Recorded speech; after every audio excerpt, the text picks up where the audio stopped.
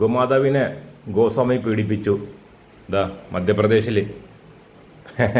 പേരിൽ തന്നെ വ്യാപാരിയാണ്, പേരിൽ തന്നെ ഗോമാതാവ് ഉണ്ട്, പക്ഷെ ഗോമാതാവിനെ തന്നെ പീഡിപ്പിച്ചു.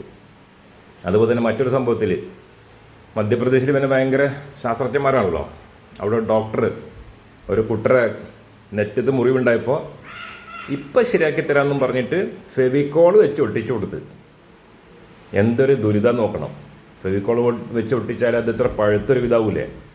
ഒരു ഡോക്ടർ ചെയ്താണ്. അപ്പോൾ ഫുള്ള് വ്യാജ ഡോക്ടർമാരാണ്. എങ്ങനെ വ്യാജ ഡോക്ടർ അല്ലാതിരിക്കുക? വിദ്യാഭ്യാസ മന്ത്രി തന്നെ ഒരു പൊട്ടനല്ലേ.